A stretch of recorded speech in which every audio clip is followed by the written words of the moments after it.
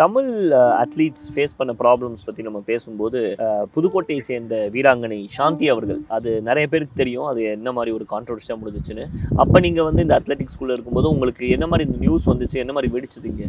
அந்த தருணத்தில் 1 வீக் சாந்தி பர்சனலாக எங்கள் வீட்டில் தான் வந்து நாங்கள் இங்கே வந்து ஒரு ஆஃபீஸர் சொல்லிட்டாங்க, எந்த மீடியா கண்ணிலையும் படாமல் அவங்கள வந்து உங்கள் வீட்டில் வச்சுக்கணும் அப்படின்ட்டு. சாந்தியை கூட்டிகிட்டு போய் 1 வீக்கு நாங்கள் எங்கள் வீட்டில் வச்சுருந்துட்டு எங்கள் வீட்டிலேருந்து டேரெக்டாக கலைஞர்கிட்ட கேஷ் ப்ரைஸ் வாங்குறதுக்கு நேராக அங்கே கூட்டிகிட்டு போய் வாங்க வச்சு அப்போ தான் நான் மீடியாவுக்கே வந்து சாந்தியை காட்டுறோம். அந்த மாதிரி ஒரு அத்லெட்டுக்கு நடந்திருக்க கூடாது.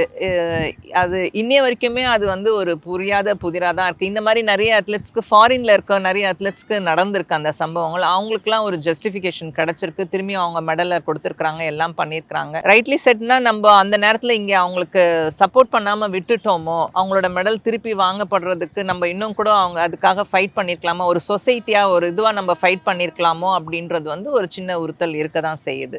ஒரு பிளான்டு பொலிட்டிக்கல் திங் ஏதாவது இருக்குமா மேம் இதுக்கு பிஹைண்ட்ல? லாஸ்ட் மந்த் வந்து வேர்ல்டு அத்லெட்டிக்ஸில் ஒரு ரூல்ஸ் கொண்டு வராங்க. விமன் யார் இன்டர்நேஷ்னலில் பார்ட்டிசிபேட் பண்ணாலுமே அவங்களோட ஃபெமினைன் டெஸ்ட் எடுக்கணும் அப்படின்றது கடந்த மாதம் கொண்டு வந்த ரூல். சாந்தி ஓடும்போதெல்லாம் அந்த ரூல்ஸ் கிடையாது. அப்போது நம்மக்கிட்டேயே இருக்கிற ஒரு அத்லெட்டு தான் வந்து அவங்கள வந்து டெஸ்ட் பண்ண சொன்னதாகவும் அதன் காரணமாக தான் டெஸ்ட் பண்ணதாகவும் சொல்கிறாங்க. அது இன்னுமே அது ஒரு கேள்விக்குறியாக தான் இருக்கு. கேள்விக்குறியாக புதிராக தான் இருக்கிறது.